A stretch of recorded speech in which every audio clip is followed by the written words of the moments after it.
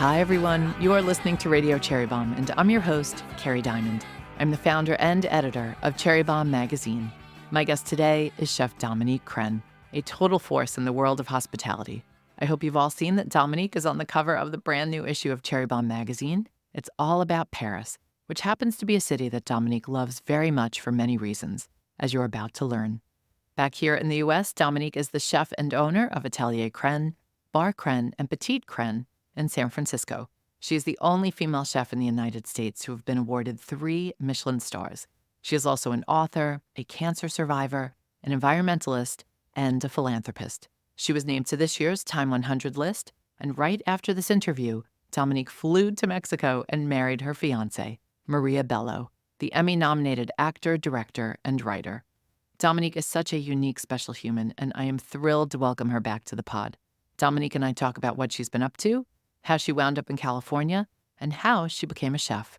She also shares the incredible and emotional story about her adoption. Stay tuned for our conversation. This interview was recorded at Newsstand Studios at Rockefeller Center in New York City. One more thing about Dominique before we get to our interview. She is going to be the keynote speaker at our first ever Jubilee Wine Country, taking place October 26th and 27th in Calistoga, California. You can also apply to be a Jubilee Scholar. Visit cherrybombe.com for tickets and more details. This episode of Radio Cherry Bombe is supported by Open Table. As you may know, we've been on the road this summer with Open Table for our Sit With Us community dinner series, which highlighted amazing female chefs and restaurateurs in the Cherry Bombe and Open Table networks. Thank you to everyone who joined us and to the amazing chefs and teams at the featured restaurants. We kick things off in early June in New Orleans with Chef Melissa Arujo at Alma. And then we headed to Atlanta for an evening with Laban Nosh with Chef Faro Vakili. We were in Dallas at Jose with Chef Anastasia Quinones Pittman, and we had a sweet ending to our series at Nostrana in Portland, Oregon with Chef Kathy Wims. It was such a treat meeting so many of you. Beautiful food, beautiful people. It's been so much fun. Thank you to Open Table for bringing these experiences to life with us. By the way, if you are interested in curated dining events like the Sit With Us dinners, check out the Open Table experiences on their app and website. Head to opentable.com/experiences to explore what's happening near you, or use it to find fun events to enjoy on your travels, like Open Table's Summer Sets, a dinner series that combines music and food to create one-of-a-kind evenings in cities like Portland, Oregon, Miami, and New Orleans. Today's episode is also supported by Pernod Ricard, creators of conviviality. Pernod Ricard is a worldwide leader in the spirits and wine industry and embraces the spirit of convivialité, as we all should, and is focused firmly on a sustainable and responsible future. Their prestigious portfolio of brands includes classic names beloved by bartenders and mixologists around the world. There's the Glenlivet Single Malt Scotch, Martell Cognac, and Código 1530 Tequila, just to name a few. If you are a regular listener, you know my preferred drink is always bubbles. So I love a glass of Perrier-Jouët champagne to kick off a special night out, and I also love a champagne cocktail. My favorite is a French 75, which you can make with Perrier-Jouët Grand Cru and some Malfy gin. That sounds lovely, doesn't it? To learn more about Pernod Ricard, head to pernod-ricard.com. And don't forget, always drink responsibly. Now, let's hear from Dominique. Dominique Crenn, welcome to Radio Cherry Bombe. Thank you for having me.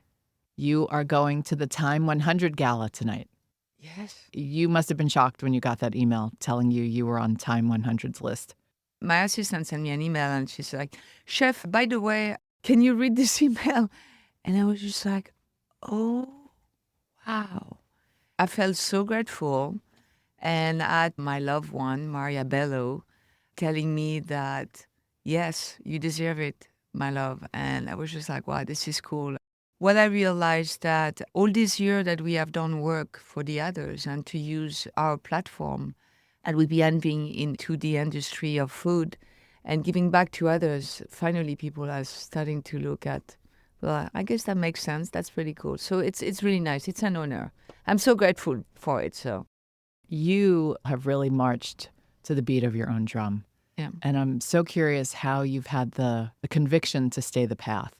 Lucky enough, I was brought up by beautiful human, my mom and my dad, and they taught my brother and I how to walk through life and to be able to be curious and to have a sense of discovery and respect for others and to make sure that you're not alone on this earth. There's also people around you. So you have to make sure that you give back to others when you have a platform. So I think it's been into my psyche and my growing up for a long time. And I think my dad was an incredible feminist.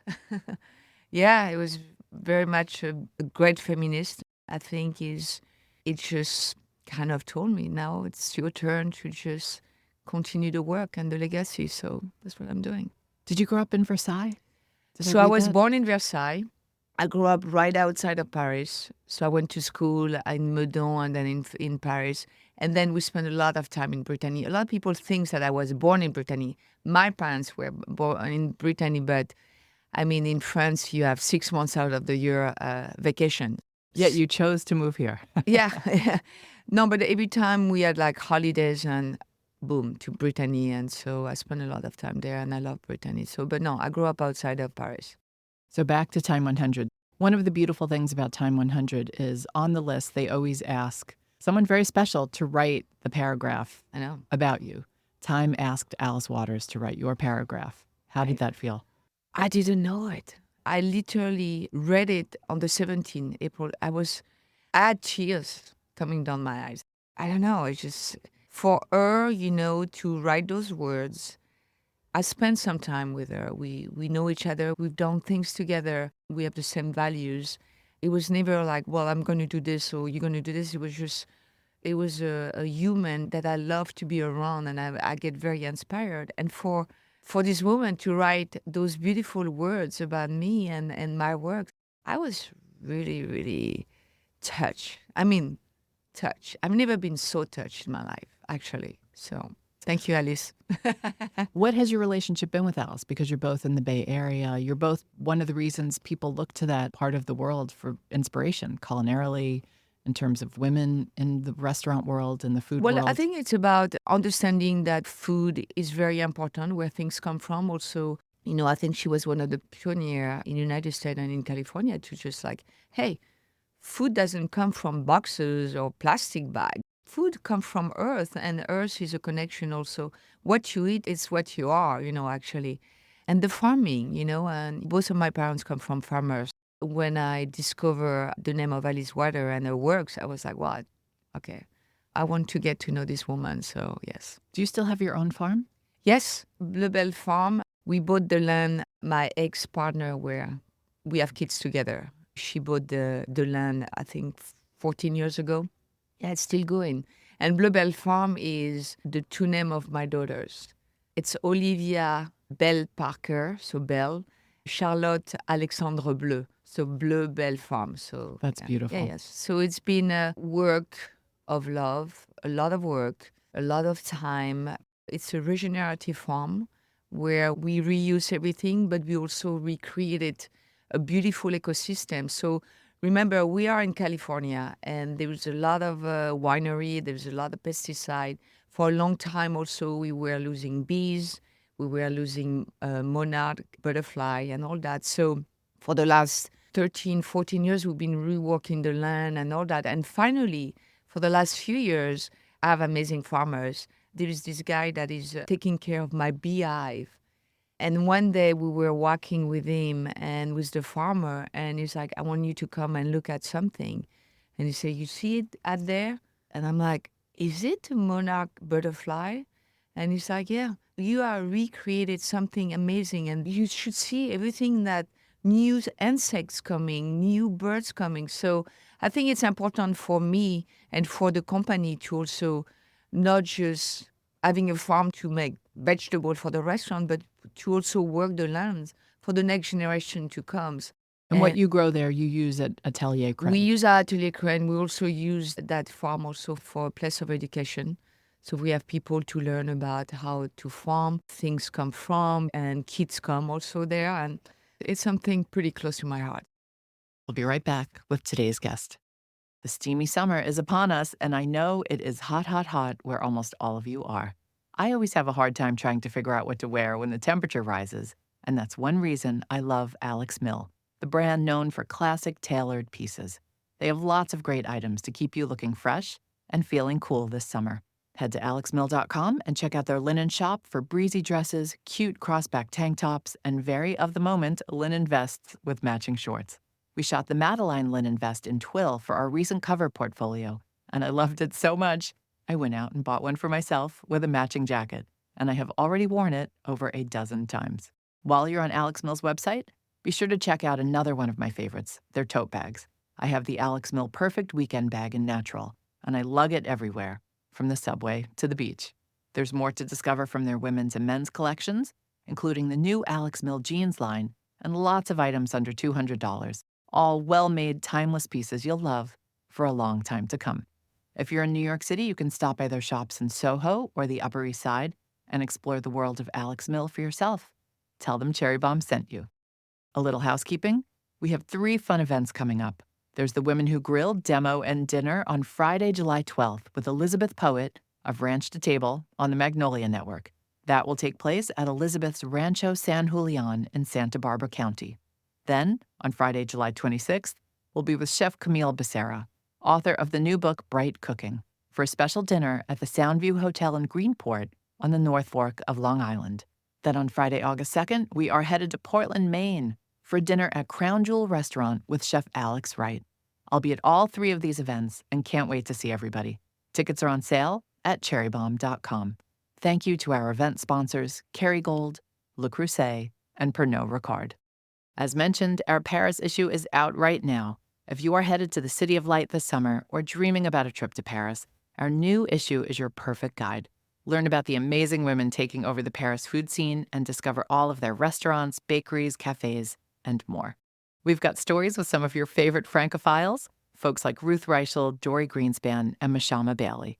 You can pick up a copy at your favorite bookstore or magazine shop or culinary store, places like Smoke Signals in San Francisco, Scout in Marion, Iowa, Now Serving in Los Angeles, and Books Are Magic in Brooklyn. You've mentioned Maria. Oh, yes. I'm getting married, guys. You've got a lot going on. Time 100, a wedding. 5 years together. Finally getting married to this wonderful woman named Maria Bello. Maria is like you in that she's a multi-hyphenate. Actor, director, writer. Actor, director, writers. I think she's on her way to Thailand to do a French movie. Can you believe that? That's her dream. We have been together for 5 years. We met about 6 years ago. You have to tell us how you met. Raya? No way. No, you actually. met in the real world? And yeah, actually, she DM'd me on Instagram. It was about 6 years ago. She DM'd me and she said, the year before, I spent some time in Haiti working with the coffee farmers to create a foundation with them. One of her friends, best friend, is from Haiti. She's also in the restaurant business. And she said, listen, it's a birthday. And we saw you on Chef Table. We really want to come to your restaurant. Can we come over? I'm like, who is that? You need 6 months in advance. But I made space for her. And then she came to the restaurant and we met. We really become friends for a year. It was amazing. And then one day, something happened. I went away for a couple of weeks to Italy, and then I went to New York to celebrate my birthday. But the day before my birthday, I realized that something was going on with me, and I did some tests, and I had breast cancer, triple negative, stage 2, almost stage 3. And then Maria was like, we need to talk about what happened, you know, and she didn't know that I was diagnosed with cancer. I'm like, okay, I'll come back to San Francisco tomorrow, let's meet.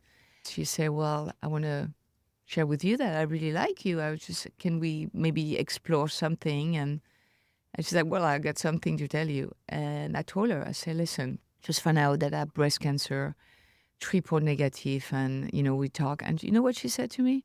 Great, let's do cancer together. And then 5 years later, we're getting married. How great is that? It's been amazing. We've been dancing all these years. I want to say to people out there that going through something like that, reach out. Don't be afraid, and just know that everything's going to be okay. It's about putting your mind to it. It's not going to be easy sometimes, but if you're surrounded with love and if you believe in life, just go through it and don't be scared about sharing things to others. And if you want to talk to me about it, I went through it, so I'm an open book, and it's not easy. You know, 16 session of chemo was not easy. 5 hours, six hours of like putting all those things in your body. But I remember the first day that I had my first chemo, I had a guest chef at the restaurant, Quique da Costa, from Spain. 5 hours later, I went to Atelier Crenn and we did the guest chef, and I was just so tired, but he was there and he was love. And the next day we did the other guest chef dinner with him and we were downstairs in the cellar and I got my head chef and my team also chef their head. It was like amazing. There is a lot of doctor that I work to get through the breast cancer. So just go and please, you over 40, just go and check yourself. I didn't check myself. I was going to ask, how did you find out? There's something that came out of my chest, actually. Something coming out. I was like, what is that? And you hadn't kept up with your mammogram schedule. Mm-hmm. So please, woman out there, just do it. So back to your wedding. Where are you getting married and why? Finally, we're getting married. So we call it the 3C. Cancer, COVID, and commitment. How cool is that? We did cancer together. We did COVID together. Now we're going through the commitment. We fell in love. I mean, I love Mexico. Cabo's the fourth C. Cabo is the fourth C. So we're getting married in Cabo San Lucas at the Montage. We love the Montage. It's my home, away from home. I love that area there. It's like wild, the Pacific. You remind me of kind of the coast of Brittany. We have a lot of respect for Mexican culture and the people from Mexico. So, yeah. Who's cooking for all these wedding guests? Actually, we ask to have local food. We don't want a wedding where you have we're doing 1 course, 2 course. No, we're family style. We want you guys to showcase the culture and we want the people that are in Mexico to also kind of immerse themselves into the Mexican culture. So it was very important. Yeah, Mexican food all the way. Tequila all the way. And what about a wedding cake? Are you doing something traditional for that? No way. You're going to see. Okay. You're going to see, yeah. Okay. And then you're going to see what song I'm walking down the aisle. Yeah, so it's going to be not a conventional wedding, but a couple of days of festivity. Great people. The people that going to be there is the people that's supposed to be there. And very excited to share that to friends and family. I'm a little bit sad because my mom just passed away in May last year, May 15. We're getting married May 12 to celebrate Mother's Day. So all those Mother's Day out there that have children, we are getting married for you, actually. And for the kids going to be there and exciting. And their grandmother on Catherine's side, I think is going to walk me down the aisle. Yeah, so yeah, it's a celebration.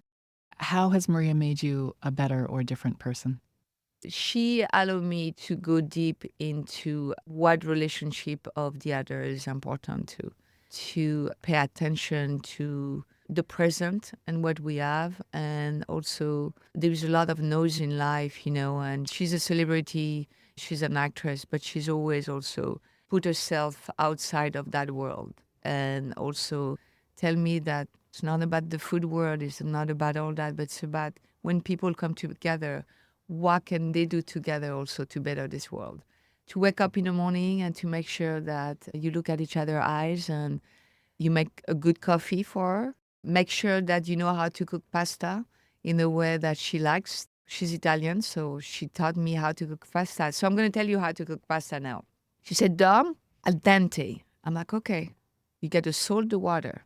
You can't walk away when you put spaghetti into the hot water, salty water. You got to make sure that you turn and you taste. And then when you think it's al dente, you take the pasta, some of the pasta, and you throw it against the wall. And if they stick against the wall, they are al dente, and then you take it off. That's the way that I learned how to cook al dente pasta with my wife-to-be, Maria Bello, I swear to God. So the throw against the wall trick actually works? Yeah, because if they stick against the wall, you know they are al dente. If they don't stick, then you lost. In my brain, I can very easily see you and Maria throwing spaghetti against a wall to see if it's done. Yes. That makes all the sense in the world. It's funny. And she's a great cook. Her mom is Polish and on the father's side is Italian. So she wrote a book, actually, Italians, Polish cooking. And they had a family at a pizzeria in New Jersey for a long time, for many years.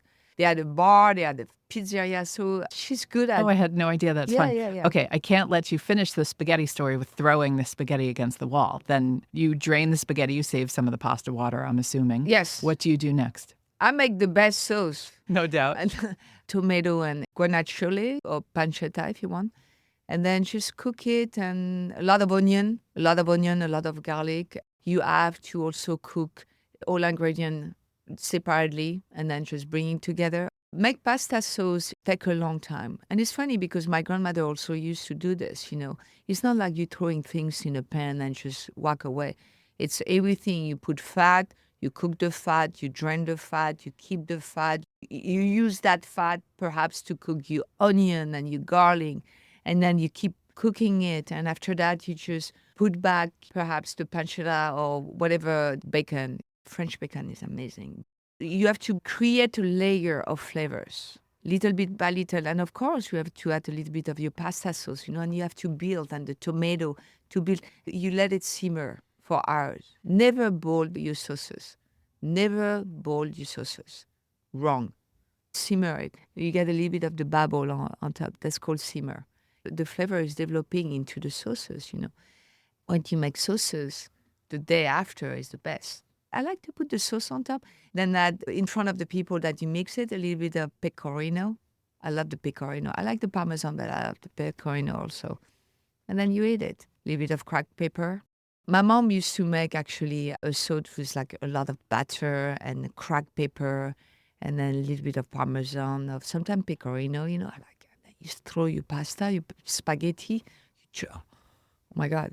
We got to do a pop-up with my wife about, let's do a pop-up. She's going to do the pasta. And Done. And you said she has a cookbook? a mother made a cookbook. Her mother did a Yeah, they cookbook. made a cookbook together, yeah. It's this combination about like Italian heritage and Polish heritage. It's yummy, it's hearty. It's a beautiful combination to be able to be with someone also that can inspire you and teach you other things. Since we're talking food, tell us what's up with Atelier Crenn, your restaurant in San Francisco. Well, Atelier Crenn was opened in 2011, so 13 years, going on 14 years. Yeah, teenager. Atelier Bar Crenn, we just did another renovation at Bar Crenn. You come there and you have like all my vinyls. You can listen to all my vinyls. And then we developed something amazing, a cocktail program, non-alcoholic. And then there is a beautiful counter where you come at 12. I can do a tasting menu, with you. And then the lunch, you just sip on the cocktail, have a little bit of snack, and go to Atelier where it's just actually I'm working. It's the story of the sea, of the ocean. So the last menu was like the menu of California and the story about California, not just about the food, but about, all those immigrants that came there. We have to remember, America is a country of immigrants, and everything that is in America is because of people coming from all over the world. So let's celebrate that. The beginning of story of America might not be the best, the most beautiful story, because we have also to celebrate this beautiful land that is the Native American land. So that was the story, the menu last year. So now we are done a lot of work and a lot of research on the sea and the coast of California up to Seattle and down to Bahia, and what is the ocean and what is the story. And, actually the ocean is really the ecosystem of this earth. If we don't take care of the ocean, the reef and all that, we are also in trouble. So it's a little bit of story and what we have and what we have to pay attention to and just put it on the plate and see people just to sit down and to have fun. So it's always an evolution of story, and not just a restaurant, but also people that come to Atelier, hopefully when they come out, they are a little bit inspired about what we're doing. Tell us about an interesting ingredient and purveyor you discovered doing the research on the ocean. Well, so most of the ingredient, which is vegetable, come from the farm. We're working with a lot of different fishermen that going out there and really giving us an idea of like, well, you should use those algae instead of this because this species is just growing too much. And I think we need to also take this out to make sure that the ocean is like as a good ecosystem. Don't use this fish because this fish is a species that is endangered, use maybe more mollusk that needs to be also taken out so they can reproduce, There's a lot of wild species, like when you go to the ocean, next to the ocean, there is a lot of herbs actually that grow in the wild. You can use that. So reconnect, with your food and the ingredient that is being given to you, and use it like making oil. And we all working as an ecosystem. I'm not just a chef putting things that, I'm going to do my list of ingredients and get it. But I want to be able to keep continuing to talk to the farmers, to the rancher, to the fishermen, to the forager. We work with a lot of forager. It's amazing. Sometimes they're like bringing me things. I'm like, what is this? And then you eat it. It's like, oh, this is great. So I think is continuing of not being afraid of perhaps sometimes it's a little bit more expensive to work with rancher or, forager and all that, or fishermen, but your money that you spend with them, it's also creating a new industry that needs to keep going, and instead of spending your money into something that you don't know what happens. So I always say this phrase is, if you have $10 in your hand, you have a choice. You go to a fast food and you give those $10 to a farmers and you talk to them. And you say, yeah, hey, I have to cook tonight for my family. I just have $10. What do you think? And they might be able to give you, I have this amazing vegetable actually. They are in season actually right now. They are low prices. You can make a stew. You can make this. How great is that? So I don't know. I just want people to have more conscious when they have money in their hand. And I know it's not easy, like a lot of people say to me, it's like, yeah, I mean, your farm is regenerative and it's organic, actually. It's expensive too. And I get that, totally get that. Yet there is also a lot of farmers are not organic because getting an organic certification is expensive, but they do the right thing. Go find them. California, they are everywhere, the big farmer market. And then you can talk to them, It's kind of cool. It's kind of cool to continue that the money that I'm making, I can spend it also with other people that are doing the right thing. And I think that if everybody pay attention to that richness comes from inside of you, beautiful art. Richness doesn't come from what you own or what you drive. It's about giving back to the others and reinvesting in the others and reinvesting in women, reinvesting in education, reinvest in the farmers, reinvest into the planet. You talked about immigrants earlier. You are an immigrant. I'm an immigrant, yes. How did you wind up in the U.S.? Wow, a long time ago. I studied in France economy and international business. I wanted to be a photographer. But l'école Louis Lumière didn't want to take I had a bachelor in economy and didn't work. They wanted like something more like, it was more mathematics. I was in France and I was like studying international business. And I said to my dad, I was like, I don't want to stay here. The bureaucracy and I just want to go somewhere else. And he said, where do you want to go? I was like, listen, I'm watching Starkey and Hutch on TV. I love America. I love California. Wait, Starkey and Hutch? I know. I swear to God. I wanted to be Starkey and Hutch. Yeah, I love it. Some of you are too young to even know what that is, so go Google it. And you have a friend in Sausalito that have this import-export, and I want to go to California. They say, oh, really? You want to go to California? And I say, yeah. So I went to California because of my dad. I literally fell in love with San Francisco. I was still on the plane. Late 80s, 90. I don't know what happened, but it was just almost like you falling in love. Coup de foudre. You're like, it's like, what's happening? Before you even got off the plane? Yeah, got off the plane. And I just didn't understand it. And I was just like, wow, I think I'm home. And I had no idea what I was going to do. That's how, started. Then I had to find my way how to obviously be legal and paperwork and all that and work. And had you ever worked in restaurants before? No, never. Oh, I remember when I was in Meudon, I used to work at a tennis club and I used to make sandwiches. I love making sandwiches. No, never. My dad's best friend was a famous food critic, go to restaurant all the time, but never, my grandmother, my mother, no, never. I've never wanted to, actually. I didn't like the French brigade. I didn't like the whole brigade system. Yeah, mm-hmm. I didn't. At first, I was like, but I talked to a school one time and said, well, no, woman should not be in the kitchen, whatever. Then I'm like, okay, who's cooking? Jeremiah Tower. Used to work with Alice Water, chez Panis. Never went to school also. He studied architecture, Jeremiah Tower. Got into cooking because he was cooking for friends and family. And suddenly it's like, well, you should meet Alice Water. And then he becomes chef at Alice Water. Why not? And then so walking to Stars and Jeremiah had a famous restaurant called Stars. yes, Stars and You walked in with almost no experience except making sandwiches. absolutely. And Yeah. he took And a then chance on looking you. at this man standing up in front of his kitchen and beautiful. And I'm like, I kind of went into with gods, and say, hey, I'm Dominique Crenn. I don't know how to cook and whatever. I mean, I know a little bit, I'm French, but I want to work with you and I like who you are. And it's like, well, who are you? And that night he put me on the line with sous chef Sean. And I work on the line that night. 500 cover, making mayonnaise and mashed potatoes. And then it was amazing. We're still friends. And I took him to Spain and I cooked with him also in San Francisco at Foreign Cinema with all the people that used to work at Stars. We love foreign cinema. And he's the one that really gave me the love of cooking more to a professional way because it was about the others. It was about the farmers. It was about the product. It was about the story. It was about also the cook. The cook were not a number. They had a voice. They were allowed to also bring their own creativity. But also, you better bring your creativity right. They literally give you a menu, no recipe. It's like, yeah, okay, so Dom, you are on the Odd app today. You have 3 dishes. You have a soup to make. You have a calamari dishes to make.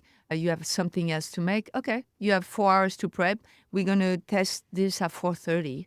We open the door at 5. So make sure that at 4:30 everything is up to the standard. So you like, okay, soup. Okay, so how my grandmother were making soup. They let you be creative. No recipe. Guideline, but no recipe. And that's something that really appreciated, So at 4:30, you're like, to the chef's like, beautiful, nice, done. You are on the cover of our Paris issue. You grew up outside of Paris. What did Paris mean to you growing up?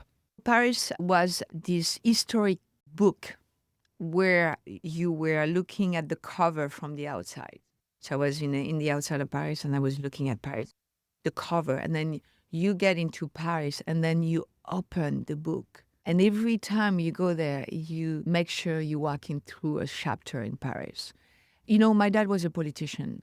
So Paris was also monumental for a lot of ways, but also a lot of historic things happen in Paris. A lot of feminists, 1920, 1930, Nathalie Barnes, Simone de Beauvoir. I don't know, it's a discovery and the architecture. So Paris is, until today, is a continuation of curiosity discovery for me.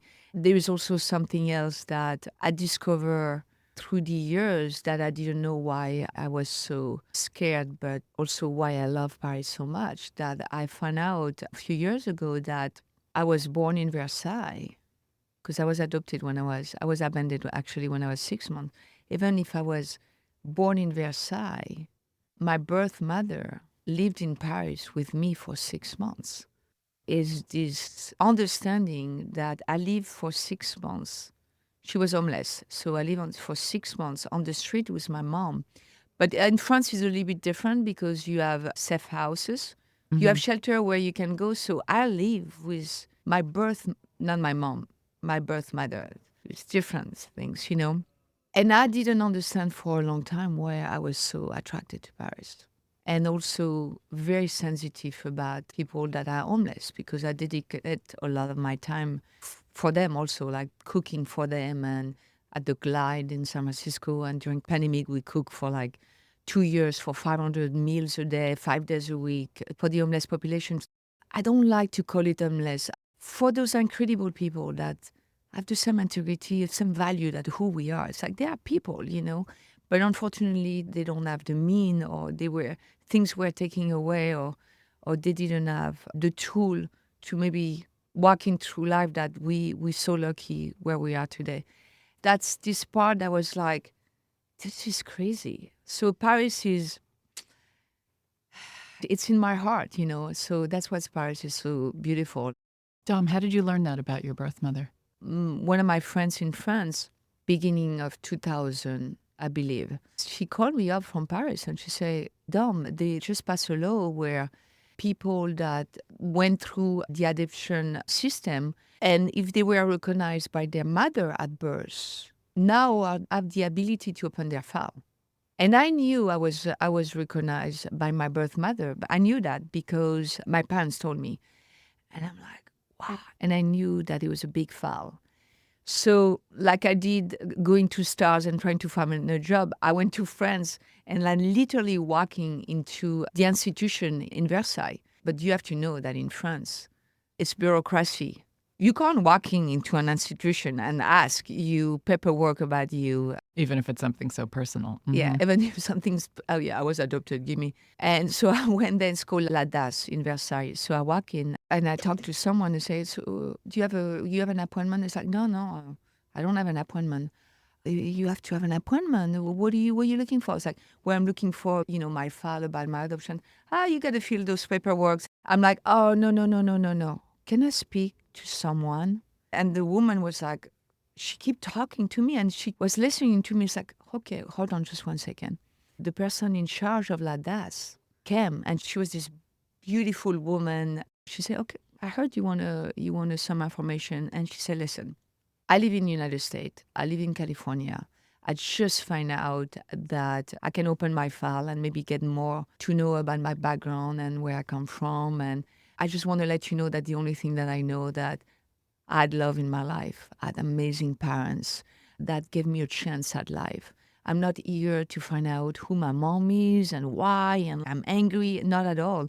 I just want to know. I just want to know a story, and to bring that to a part of my DNA. And we start to talk, and she's like, look at me. She's like, you are so different than other people that come here. They're like so angry and they want to know. And like, I was like, no, I'm amazing upbringing. And I said to her, it's easy to have babies, but it's not easy to be a parent and have amazing parents that give me a chance to have the life that I had. And she's like, wow. And she said, listen, I tell you what, you give me your name. You give me everything that you know about yourself. And you call me in a month and I will try to find your file. And I went back to the United States. And a month later, I was on the phone for 5 hours. She read me my file. And she sent me my file after that, but she read me my file. You say, I don't do that actually. But I connected with you, Dominique, and I'm so happy that I can share that with you. And my file was that story. So you have a woman that is my birth mother that was born during the Second World War in the part of where France was occupied by the German. A birth mother, she was thrown an orphanage at birth. I don't like to say the product, but she was the product of a German soldier and a French woman, which at the time, that part of France was occupied, and it was a no to even be with a German. So she has this violence, like this time. I don't know if you know, but if a French woman had a baby by a German soldier at the time, they used to call her Bosch baby. They were disposable. So she went to an orphanage for 17 years, my birth mother. 17 years. No love, orphanage, 17 years of being with no understanding who you are. And then at the age of 17, leaving the north of France and then making your way by yourself to Paris to find work. On the way, having 2 kids, survival, not to know what to do, don't know the fathers, just 1960s, they were not easy. And then those 2 kids were taken away from, I guess, the state because she didn't, I don't know. I don't really know what she did. And then suddenly she wanted to keep me. She was followed by someone, like a social worker. She didn't have a home, so she was going from shelter to shelter and trying to navigate, her life and understanding who she was and doing things to survive. And I remember I was reading the police report. So she tried to keep me. So she dropped me, I guess I was 6 months. She dropped me every day to someone that will take care of a baby or probably have a lot of kids, like a babysitter, And then she didn't come and pick me up. She never came and picked me up. So the babysitter called the police. The police arrived and then they took me. They put me to an orphanage. They tried to get in touch with my birth mom. She had 1 year to get in touch with me, to claim me back. My parents couldn't have kids, and they adopted a little boy before, and they were looking for a little girl. And apparently the story is that my mom walking to the orphanage, she's like, who is that little girl? I like always laughing. And I grab her. And then they were like, well, this is Dom. She just got here. And we're still trying to find the birth mother. So perhaps, I think we are putting her, in a place where the system where if you want to start, you can start, the paperwork. So they started the paperwork, and my brother too. I mean, it was just a beautiful story. And your name was Dominique all along. My name was Dominique all along, and that was also my mom' favorite name also. It was interesting. Few days after my birth mother lost her rights because it was done. It was like, you're not the mom anymore. Now there is another journey for this little girl. She's going to have parents. It was like few days or maybe like few months after where I was in another system and becoming Dominique Crenn, and I have these beautiful parents, Alain Crenn and Louise Crenn. She wrote letters that I read about trying to get me back. I want to make sure that people understand that sometimes you have children and sometimes you're too young. It just happened and you didn't want them, and it's okay. Or it's too hard. It's too hard. It doesn't make you bad. I always love her. And I tell you a story because I just found out that she passed away. All those young women out there that are struggling, it's okay to also give a chance of that child maybe to have another family. Doesn't make you wrong.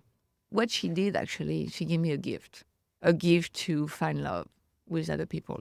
I feel extremely lucky. And I want to thank this woman that years ago gave me birth, and she couldn't handle. It's not easy to be a parent. And I commend all those mothers and also mothers and fathers also out there. The kids at your next generation, give them love. And if you can't give that to them, give them the opportunity to find love maybe somewhere else. Well, Dom, I could ask you a million more questions. Yeah. I can't thank you enough for sharing that story with us. Oh, thank you. I love being here, and I can't wait. You coming to Paris with me, and thank you for having me. That's it for today's show. Thank you so much to Dominique Crenn for sharing her story with us. I would love for you to subscribe to Radio Cherry Bombe on Apple Podcasts or Spotify and leave a rating and a review. Let me know what you think about the show and who you would love to hear from on a future episode. Our theme song is by the band Tra La La. Special thanks to Newsstand Studios at Rockefeller Center in New York City, Outpost Studios in San Francisco, and Black Diamond Recording Studios in Portland, Oregon. Our producers are Catherine Baker and Elizabeth Vogt. Our associate producer is Jenna Sadu, and our content and partnerships manager is London Crenshaw. Thanks for listening, everybody. You're the bomb.